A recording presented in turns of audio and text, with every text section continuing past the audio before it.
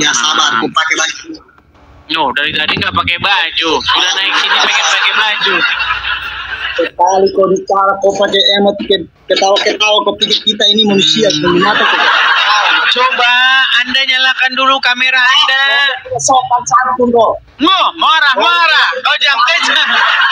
Kenapa Anda kejang-kejang marah-marah kesetanan? Sudah saya kirimkan undangan, yuk silakan nyalakan dulu kamera Anda. Ada. Kau pasti tahu saya masih kau kenal saya. Ya silakan nyalakan kameramu. Jangan lama-lama bang, nanti ketendang. Nah, kau lihat saya ini sudah. Oke. Kenapa? Anda Muslim? Alhamdulillah. Muslim. Baik, kenapa Anda marah-marah? Kenapa? Edis, saya mau bicara sedikit sama kita ini. Apa itu? Maunya kira-kira saya mau tanya, emangnya kalau dihargai bisa tak? Kalau selagi orang lagi berbicara dengan menuntut dan dengan agama, dihargai. Bukan kau pasang itu yang ketawa-ketawa itu. Ya karena lucu statement dia, orang yang ditanya apa dijawab apa. Bukan ditanya apa dijawab apa, bukan. Kau yang goblok sebenarnya. Oke, boleh kita tes? Ya memang kau mau tes ya tes. Baik, kita tes ya. Tapi jangan jangan kejang nanti kalau dites ya. Saya mau kejang juga. Sudah tenang dulu, tenang. Udah tenang? Sudah tenang? Udah, guys. Oke, kalau sudah tenang. Oke, baik. Tema kita kali ini adalah saya meminta supaya dihapuskannya hadis-hadis yang menyebabkan intoleran. Tadi ada satu muslim masuk, dia sudah bilang hadis-hadis itu nggak jaminan bang kebenarannya. Oke, jawaban saya gimana? simpel saja. Al-Quran yang tadi Bang Edis ada bilang tadi toh, Al-Quran itu sudah diturunkan, sudah diwahyukan untuk baginda Muhammad SAW. Dan di situ apa? Sallallahu alaihi wasallam. Apa Anda bilang tadi? Apa Anda bilang tadi? Kalau yang kau tuliskan itu, Anda bilang sallallahu alaihi wasallam gimana? Enggak, tadi dia bilang apa teman-teman? Waduh, masa Anda bilang sallallahu alaihi wasallam gimana ini Anda? Berat ini Anda ini gimana? Loh, pernyataan Anda tadi loh. Oke, coba nih. Gini. Menurut hadis, ya, jika Anda bertemu dengan orang Yahudi, orang Nasrani di jalan, apa yang harus Anda lakukan? Saya berlakukan dengan apa yang sudah diperintahkan oleh Allah. Apa itu? Sapa menyapa. Wah, baik. Mau saya tampilkan ayatnya? Bicara sembarang. Oke, kita tampilkan ayatnya teman-teman ya. Mau tampilkan takut. Saya mau tanya sama kau. Jangan dulu takut. Ini, kita mau tampilkan dulu. Ini ayat kita mau tampilkan, kau sudah takut begitu. Aduh. Sebentar. Tadi abang bilang, kalau bertemu dengan Yahudi atau Nasrani di jalan, disuruh disapa. Ya, betul. Disapa. Itu bertentangan dengan ajaran Muhammad. Kalau bertemu dengan orang Yahudi di jalan, jangan disapa. Goblokmu. Oh, ya ampun, dibilang Muhammad, berarti Muhammad goblok. Semua, habis manusia sesama manusia, saling sapa menyapa. Baik. Berarti dia ingin mengatakan bahwa nabinya goblok, saudara-saudara. Lihat nih. Bukan nabi goblok, nabi. Nih, saya bacakan. Apakah Anda bisa baca? Kalian itu. Apakah Anda bisa baca? Saya baca dulu ya, saya baca. Dari Abu Hurairah radhiyallahu anhu, Rasulullah sallallahu alaihi wasallam bersabda, janganlah kalian memulai salam kepada Yahudi dan Nasrani. Apabila kalian bertemu dengan salah satu di antara mereka di jalan, maka desaklah ia ke jalan yang sempit. Hadis riwayat Muslim nomor 2167. Meninggal. Meninggal dunia. Saya mau nanya nih. Ini gimana nih? Coba ini dijawab dulu. Jawab dulu ini bang. Jawab dulu ini. Jika bertemu dengan orang Yahudi dan Nasrani, apakah disuruh menyapa? Namanya sesama manusia, Nedis. Enggak, itu akal Anda. Menurut hadis ini, menurut itu, apakah kau sudah menguasai Al-Quran? Lari kemana?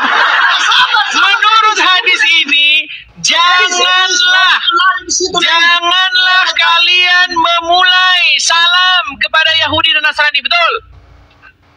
Namanya itu saling salam menyalam itu, betul? Nah kan, ngelawan ajaran Muhammad.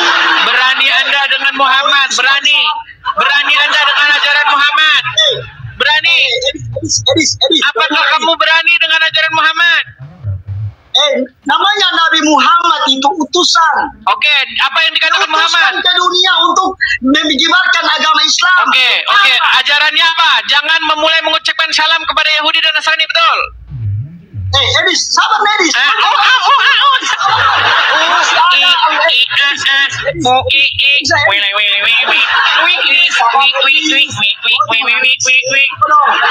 Coba deh, yo.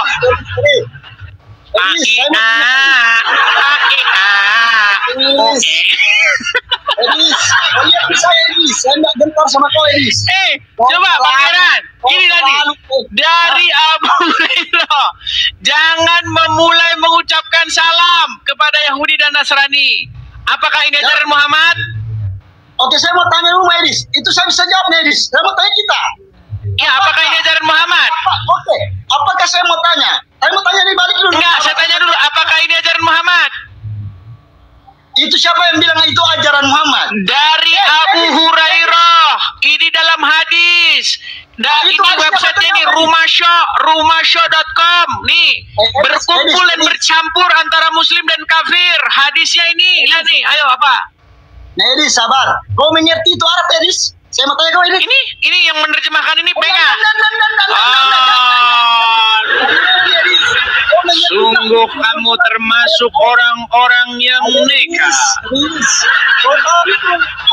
Dan tahukah kamu siapa itu orang-orang yang nekat?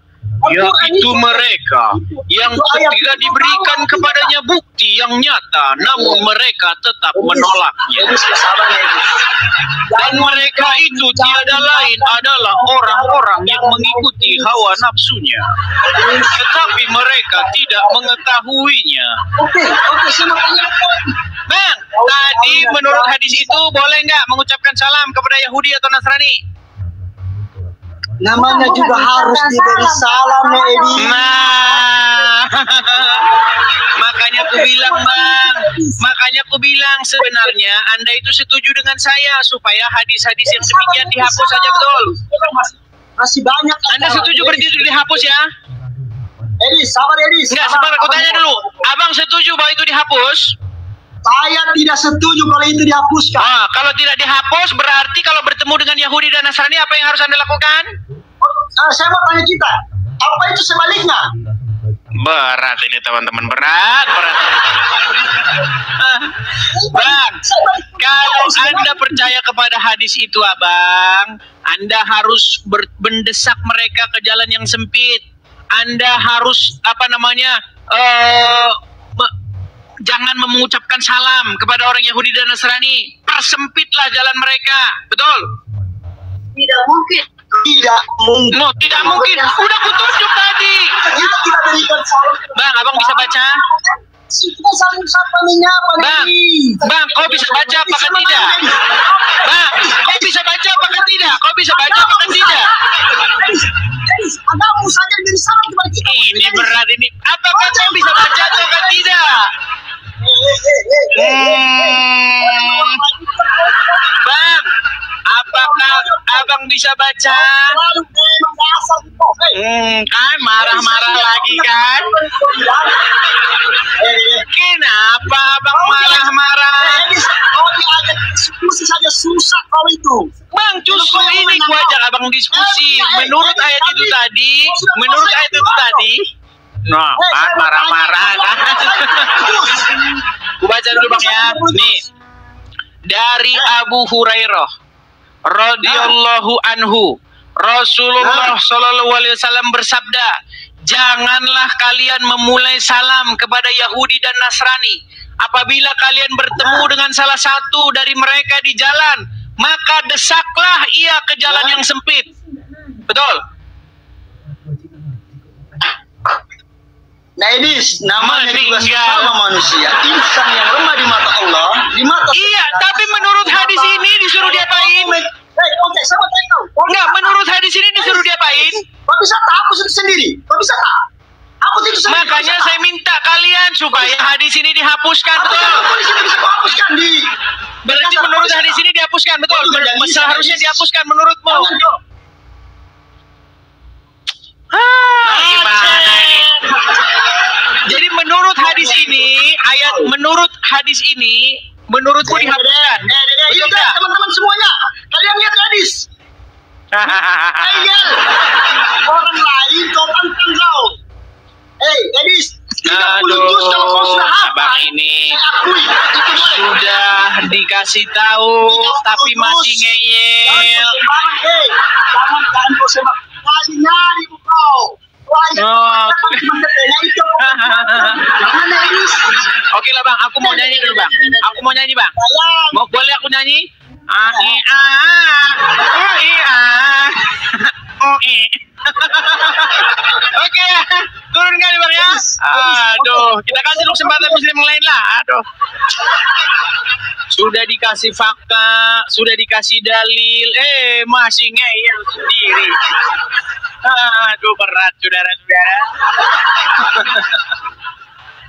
Oke, kita kasih naik ada Lina Fitriyati. Ini berat. Ya, saudari Lina Fitriyati. Saudari Lina. Halo Lina. Oke, ya karena oke, Lina. Halo, saudari Lina. Lina? Ya. Ya, silakan nyalakan kamera. Ntar dulu. Silakan. Saya kirimi undangan. Silakan diterima. Kita hitung sampai 3 ya. Kalau dia masih lama kita turunkan. 1, 2, 3. Baik, kita turunkan ya. Karena si Lina dia tidak membuka kamera, kita turunkan. Kepada teman-teman muslim, kalau Anda ketakutan ya mau naik kemari, tolong suruh Ustadz Anda kemari. Terima kasih Dennis, makasih. Teman yang memberikan support, saya ucapkan terima kasih ya teman-teman ya. Saya ucapkan terima kasih. Oke, kita kasih naik ada Noi. Oh, kok mana Bang Ben? Salah menaikkan orang. Bang Ben, apakah Anda muslim? Bang Ben? Oke, kita kasih naik lagi ada FN95. Coba muslim yang ini ya, yang naik ya, yang mengerti agama Islam begitu ya. FN95, apakah Anda muslim? Sorry bang, saya Kristen bang. Oke, saya turunkan ya. Teman-teman yang Kristen, sekali lagi teman-teman, tolong jangan mengajukan permintaan naik ya. Adapun kalau teman-teman Kristen mau mensupport ya, bagi teman-teman Kristen yang suka channel ini ya, yang ingin mensupport supaya kita terus mengudara, teman-teman bisa support saya di sini ya, teman-teman ya. Nih, teman-teman. Teman-teman bisa untuk berkolekte untuk pengadaan rumah apologet di sini. Silakan teman-teman tangkap layarnya ya. Ini ada kolekte. Ini banknya, teman-teman bisa support di sini, teman-teman. Silakan tangkap layar ya, teman-teman ya. Seperti dan teman-teman hati-hati dengan akun-akun palsu ya, teman-teman ya. Karena kalau Anda klik Edis TV di kolom pencarian, nanti Anda akan menemukan puluhan. Saya nggak tahu, mungkin sekarang sudah ratusan akun-akun palsu. Pastikan Anda memfollow yang asli ya, teman-teman ya. Karena sekarang itu ada kerjaan orang-orang ya orang Islam lah, tahu saja kalian ya. Di fitnahnya katanya saya, yang inbox saya bilang begini, kenapa kamu mengatakan Abdul Somad dibaptis katanya? Saya bilang sama dia, emang kapan saya posting Abdul Somad dibaptis? Itu dibahas dibahas di siapa? Siapa itu channel gosip itu siapa? Tasik Ngaji atau siapa itu? Dibahas di situ katanya channel Edis TV memfitnah Abdul Somad dibaptis katanya. Memang dasar orang Islam ya kan, tidak memverifikasi, tidak mengecek apakah itu Edis TV yang betulan, apakah KW-KW. Ya memang dasar kamu masih Islam. Bilangin tuh sama si Tasik Ngaji tuh. Dia pasti tahu itu akun-akun palsu tuh, ya kan? Karena memang ajaran Islam diizinkan boleh berdusta dalam 3 perkara. Aduh berat. Oke, kita kasih naik ada Pak Ibnu Kalam. Ibnu Kalam. Ya, silakan Ibnu Kalam. Ya, selamat malam. Selamat malam Pak Ibnu Kalam. Gimana?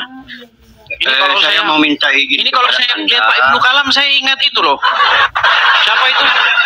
Jackie Chan ketika dia bertemu dengan ahli ketika dia mecahkan merica itu hot shot. Nah ini, Anda mirip itu.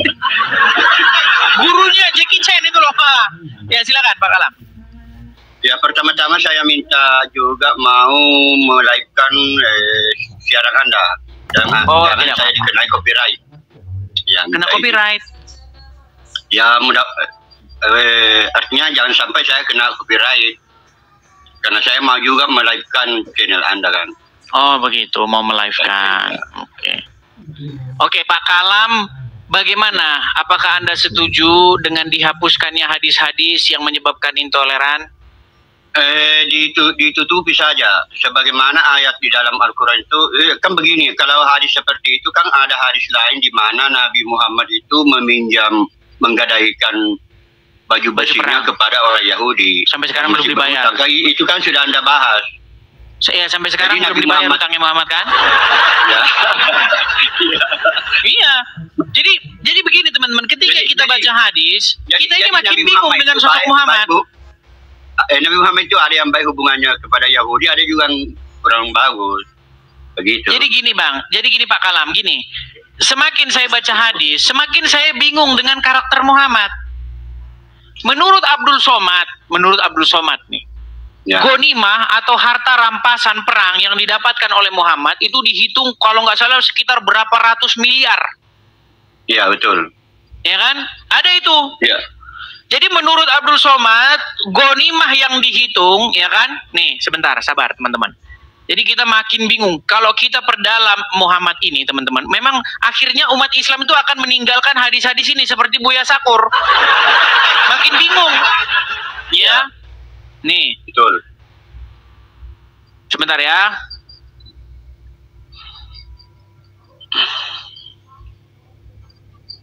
Sabar. Makasih ya teman-teman yang memberikan gift ya.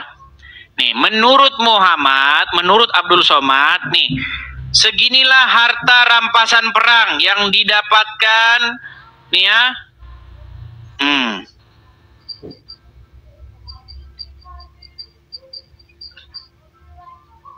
Sabar ya teman-teman ya. Banyak nilainya. Hasil rampasan perang nih, lihat dengar ya. Nih, hasil rampasan perang Muhammad nih. Kali 50.000 keping 212 miliar 500 juta. Harta rampasan perang Badar 212 miliar 500 juta. Berapa jatah Nabi? Wa'lamu annama ghanimtum min syai'in fa inna lillahi khumusahu. Ketahuilah bahwa harta rampasan perang maka Nabi dapat khumus. Khamsah 5, khumus 1/5. 1/5 itu berapa? 20%. Kalau 200 miliar, 20%-nya berapa? Lebih kurang 40 miliar. Bayangkan ayah kita punya duit 40 miliar. 40 miliar jatahnya Muhammad. Ya. Tapi di dalam hadis katanya Muhammad jual baju buat makan. Ini bagaimana? Ini makin saya pelajari agama Islam, kepala saya makin pusing. Di dalam riwayat hadis menurut menurut Aisyah, Muhammad pernah saking dia tidak punya duit, dia gadaikan baju perangnya kepada Yahudi untuk beli makan. Katanya sampai Muhammad meninggal, dia tidak mampu membayarnya. Tapi kata Abdul Somad, harta rampasan perangnya sampai 40 miliar. Makanya Pak Ibnu Kalam, gini, saya memaklumi yang barusan datang tadi, Pak Muhammad Ilmi tadi. Dia bilang begitu. Saya tahu itu karena dia sebenarnya sudah mendalami agama Islam. Karena begini, saya melihat ya, Muhammad, makasih. Saya melihat seperti sosok yang mengarang-arang hadis ini, dia ingin membentuk karakter Muhammad ini sesuai dengan permintaan umat. Kalau dia pengen Muhammad digambarkan sebagai sosok sederhana, dikaranglah hadis bahwasanya Muhammad ngutang untuk makan. Kalau dia pengen bagaimana Muhammad orang kaya, dibikinlah dia dapat jatah rampasan perang 40 miliar. Kalau ingin bikin Muhammad cerita orang yang baik hati, dikaranglah cerita pengemis Yahudi buta. Iya. Jadi saya begini teman-teman, saya melihat bahwa saya teringat dengan buku yang ditulis oleh Robert Spencer. Apa yang dikatakan oleh Robert Spencer? Dia menulis sebuah buku yang berjudul Did Muhammad Exist? Apakah Muhammad itu sungguh benar-benar ada? Nah, dalam buku itu saya baca, kesimpulan dari buku itu begini. Sosok Muhammad sesungguhnya ada. Tetapi sosok Muhammad yang dikenal oleh umat Islam itu lebih merupakan sosok legenda ketimbang sosok yang historis. Menurut buku Did Muhammad Exist? Salah satu yang membuat saya yakin bahwa sosok Muhammad yang dikenal oleh umat Muslim ini lebih merupakan tokoh legenda ketimbang tokoh yang nyata. Misalnya, Muhammad suatu waktu dikatakan sedang tidur-tidur di pembaringan. Kemudian terbukalah atap rumahnya, lalu dadanya dibelah, diambil hatinya, dicuci pakai air jam-jam. Kayak kita macam nonton Kespa Tom dan Jerry. Dan saya sudah pernah ngobrol itu dengan orang Muslim. Banyak orang Muslim yang mengatakan itu cerita itu ya fiksi aja itu, Bang. Karena katanya Muhammad itu dibawakan nampan kepada dia. Nah, di nampan itu katanya berisi iman dan kebajikan. Sejak kapan iman dan kewajiban berbentuk gelas, berbentuk piring? Sejak kapan iman dan kebajikan itu berbentuk fisik? Maka dibawa nampan kepadanya, ya kan? Disuruh milih susu atau madu. Ya kan? Lalu katanya setelah dibelah dadanya itu dimasukkan iman, katanya dikeluarkan kotoran-kotoran dari dadanya, lalu dimasukkanlah iman dan kebajikan katanya. Gara-gara itu Bahar bin Smith marah-marah. Iya, gara-gara itu berani kamu mengatakan ada kotoran di hati Nabi nih. Lihat nih ya, nih Bahar bin Smith nih ya. Bentar ya, nih. Kita tampilkan data-datanya biar saya nggak dibilang fitnah ya. Nih, sebentar ya. Nih. Nih, sabar ya, nih. Kita putarkan semua. Ini biar kalian paham nih ya, nih. Sabar ya. Rasulullah sudah aku buang di tempat yang tidak dilihat oleh orang. Di mana kau buang? Di perutku ya Rasulullah. Kenapa kau dilihat orang ya Rasulullah? Kata Rasul apa? Haram jasadmu disentuh api neraka. Darahnya Nabi suci, kencingnya Nabi suci, apalagi hatinya baginda Nabi bisa memahami. Kayak kalau ngomong itu berdasarkan kitab, kalau mau belajar jangan belajar. Oh sebentar, saya putarkan yang penuhnya ya. Bagaimana di sini itu sebenarnya inti dari ceramah itu, Bahar bin Smith itu ingin ya mengatakan bahwa cerita-cerita yang mengatakan bahwa hati Muhammad dicuci itu dia nggak senang karena hati Muhammad tuh bersih kata dia. Mana mungkin disuci-cuci kata dia. Nih sebentar nih. Nabi suci, darahnya Nabi Muhammad suci.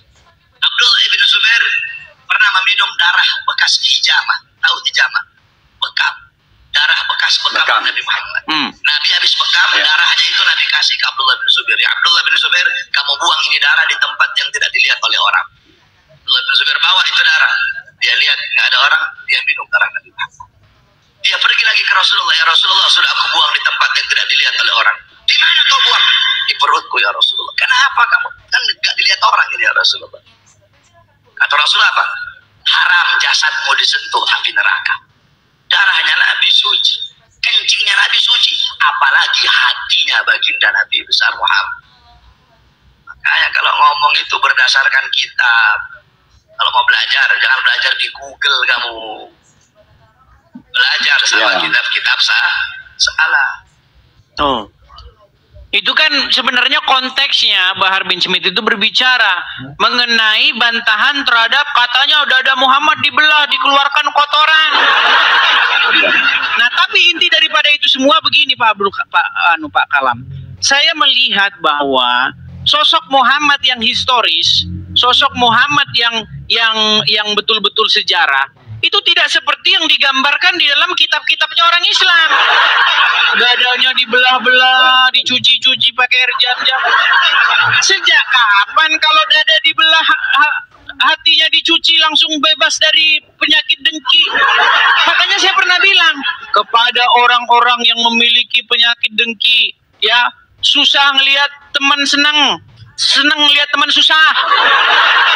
Kepada orang-orang yang punya penyakit seperti itu, menurut ini Anda seharusnya pergi ke dokter bedah, biar dibedah lalu dicuci hati Anda. Pak dokter, saya memiliki penyakit dengki dan iri hati, ya kan? Bagaimana kalau dada saya dibelah kemudian dicuci pakai air PDAM? Kan nggak nyambung teman-teman, karena nggak ada hubungannya hati dicuci dengan penyakit dia punya iri dengki. Begitu. Jadi ya, makanya betul. Saya bilang, marilah Muslim ya. Saya ini mendidik kalian. Ayo kita cari sosok Muhammad yang sejarah. Masa Anda mau mengenal sosok Muhammad yang dongeng atau yang legenda? Ayo Muhammad yang sejarah, yang historis itu seperti apa? Gitu loh. Giliran saya dibilang begitu, katanya fitnah. Malah sekarang saya difitnah, katanya saya bikin video Abdul Somad dibaptis.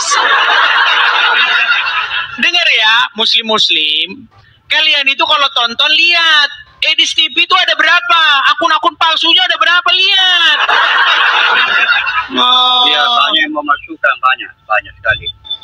Saya itu hanya punya 2 akun, saya sudah kasih tahu, akun asli saya ini, sama satu lagi, tapi nggak pernah saya pakai lagi. Sekarang dibikin akun saya, akun palsu, dibikin Abdul Somad dibaptis, terus saya dibilang itu pantes Anda masih Islam. Ya, gimana Pak Kalam? Poinnya silakan Pak Kalam.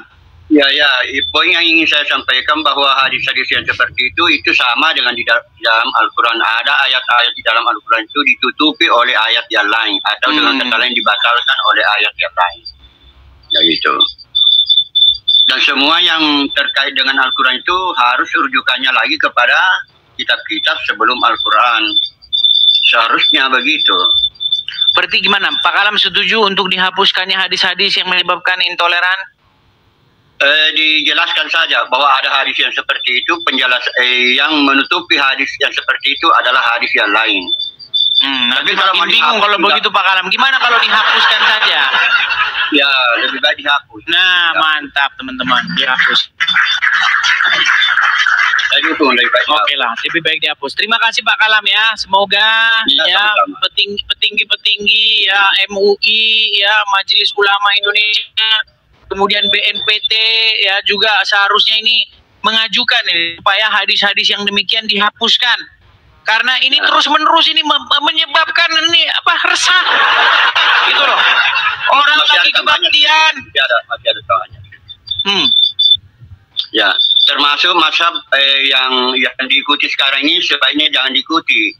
Karena gara-gara itu dulu Pancasila dengan ketuhanan yang Maha Esa, ketuhanan dan kewajiban bagi umat Islam untuk melaksanakan syariatnya, orang Kristen dulu tidak setuju itu.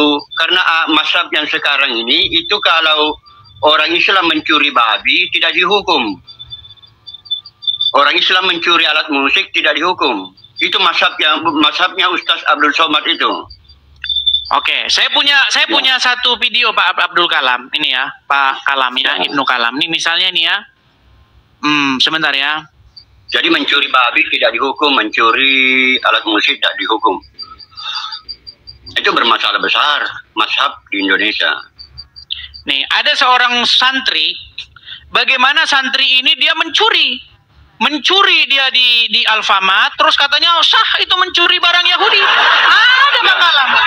Nih, inilah contoh-contoh karena mazhabnya itu. Ya. Mazhab yang diikuti. Saya tampilkan ya, nih ya, ini saya tampilkan ini. Ketika Anda nih misalnya nih ya nih.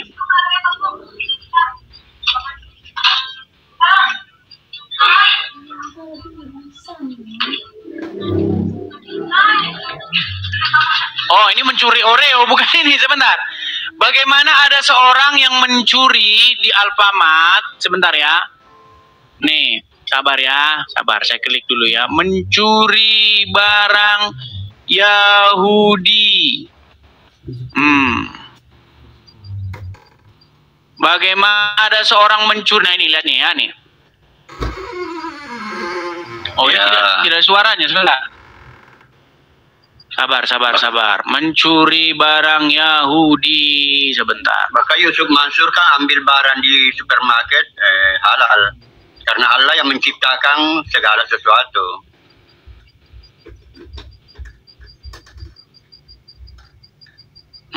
Ini.